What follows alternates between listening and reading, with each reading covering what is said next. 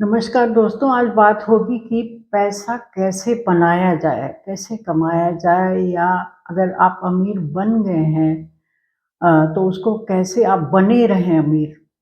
जितना भी पैसा कमा लिया है तो उसको हम मेंटेन कैसे करें इस बारे में बात होगी।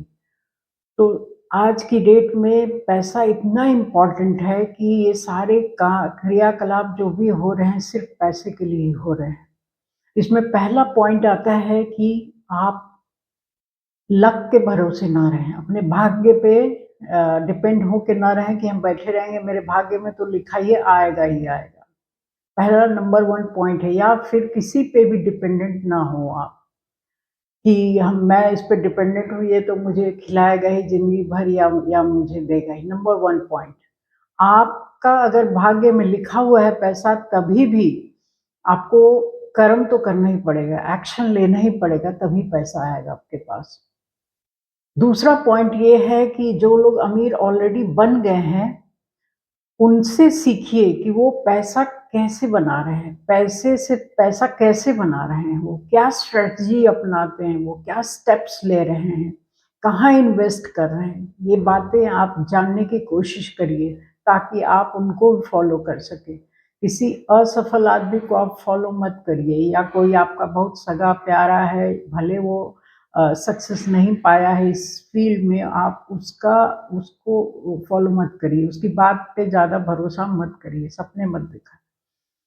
और तीसरा पॉइंट ये है कि आप जो पैसे की कंपाउंडिंग इफ़ेक्ट है उसको समझिए। पैसा एक बार बनता है और अगर आप इसको कहीं भी इन्वेस्ट कर देते हैं, बैंक में एफडी में डालें या कहीं भी म्यूचुअल फंड या स्टॉक मार्केट कहीं भी लगाएँ, आप अगर उसको 3 से 5 साल या उससे भी ज़्यादा समय के लिए छोड़ देते हैं, तो ये कंपाउंडिंग इफ़ेक्ट मतलब जितना हुआ उस पे अगेन परसेंटेज जित फिर एक्यूमुलेट हुआ। मान लीजिए ₹100 का शेयर लिया आपने या ₹100 इन्वेस्ट किए, आपके 2 साल के बाद ये लगभग ₹200 हुआ, फिर ₹200 पे अगेन परसेंटेज, तो ये कंपाउंडिंग इफ़ेक्ट होता है इसका।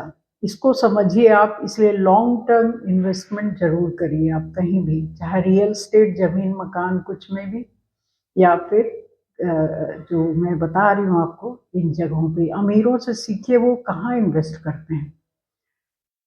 अगला पॉइंट ये है कि अपना गोल बड़ा सेट करिए और उस गोल को अचीव करने के लिए स्ट्रैटेजी बनाइए। अगर आपने गोल बना लिया है फाइनेंशियल गोल कि 2 साल के बाद या 5 साल के बाद मुझे इतना पैसा चाहिए और ये चीज़ें चाहिए, आप देखिए कि वैसा आप कर पाएँगे कि नहीं। अगर नहीं कर पाएँगे, तो आप इसके लिए फिर एक्स्ट्रा क्या आप सोर्स ऑफ इनकम जनरेट करें या क्या करें कि आपके पास उतना पैसा आ जाए। ये है गोल सेटिंग। अगला पॉइंट ये है कि आप रिस्क लेना सीखिए। रिस्क नहीं लेंगे तो कहीं भी आप सफल नहीं हो पाएँगे। रिस्क मैं ये नहीं कह रही हूँ कि पैसे का रिस्क, आप कोई नया एक्सपेरिमेंट करके देखिए, शायद वो फल जाए या फिर कहीं सर्च करिए कुछ नया। आजकल ऑनलाइन का ज़माना है, आप ऑनलाइन ही कुछ शुरू करिए। इस तरह आप रिस्क ले रही हैं क्योंकि आप 50 जगह आप एक्सपेरिमेंट करेंगे तो फाइनली 2 या 3 जगह या हो सकता है सिर्फ़ एक ही जगह आप सफल हो पाएँ। तो हमेशा उसको देखते रहना चाहिए, उसके अपने उस पे रडार पे रखना चाहिए कि क्या ऐसा क्या होता है इसमें। और ये टाइम फ्रेम भी हमेशा ध्यान में रखिए कि ज़िंदगी भर के लिए कोई भी चीज़ जो होती है वो हमेशा आपको नहीं देगी। आप उसका टाइम फ्रेम भी देखिए, वो क्या सच में चल रहा है या बाद में डूब जाएगा। इन बातों का भी आप ध्यान रखिए। अगला पॉइंट ये है कि आप तब तक कोशिश करते रहिए जब तक आप सफल नहीं हो जाते। आप फेल होंगे बार-बार, बार-बार आपको पीछे आपका स्टेप जाएगा, आप लगेगा कि अरे! लेकिन आप हार मत मानिए। तब तक कोशिश करते रहिए जब तक आप जीत नहीं जाते हैं। ये सबसे इम्पोर्टेंट पॉइंट है। तो इन बातों का आप ध्यान करके आराम से पैसे बना सकते हैं। और मैं तो यही कहूँगी कि जो ऑनलाइन पेमेंट होती है या ऑनलाइन शॉपिंग यूपीआई है, उसको भी जो जो जिसको बहुत ज़्यादा इसकी ज़रूरत नहीं है, वो ऐसा ना करके आप कैश में पेमेंट करिए क्योंकि जब कैश में पेमेंट हाथ से जब पैसा निकलता है तो फ़ील होता है, महसूस होता है कि मैंने पैसा कहीं खर्च कर दिया। अगर आप यूपीआई से करते हैं तो लेन-देन तो कुछ होता नहीं है, सब कुछ वर्चुअल है। तो इसलिए आप ऑनलाइन पेमेंट जहाँ नहीं ज़रूरी है या कोई चीज़ खरीदना है छोटी-छोटी 200-400 रुपए की चीज़, उसको ऑनलाइन पेमेंट आप मत करिए। अगर बहुत ज़्यादा पैसा है आपके पास, फाइनेंशियल फ्रीडम है, तब आप कर सकते हैं। अगर आपका बजट बहुत टाइट है तो कृपया आप कैश में ही पेमेंट करिए। और अगर एक बार आप अमीर हो जाते हैं, तो अमीर बने रहना, मेंटेन करना उसको, ये बहुत डिफ़िकल्ट है।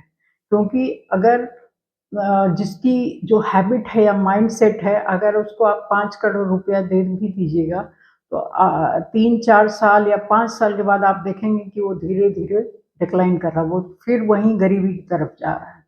क्योंकि ये माइंडसेट होता है, आप ऐसी चीज़ों पे आप खर्चने लगते हैं जहाँ से जो कोई एसेट नहीं है आपका, जहाँ से कोई पैसा आपका जनरेट नहीं हो रहा है, बस वो कंज़्यूमर वाली बात है कि खाए-पिए खत्म हो गया सब। तो इस बात का भी आप ध्यान रखिए और बाकी इन सब चीज़ों का आप ध्यान रखिएगा तो पैसे आप बहुत आसानी से बना सकेंगे। जितना बजट है उसी के हिसाब से आप खर्च करिए। और जो सबसे इसमें इम्पोर्टेंट पॉइंट है वो है कि आप तब तक कोशिश करते रहिए जब तक आप जीत नहीं जाते हैं। तो आशा करती हूँ आपको इससे लाभ हुआ होगा, ये पॉइंट आप पे जानकारी के लिए अच्छी होगी। तो थैंक्स फॉर वॉचिंग। जय हिंद, जय भारत।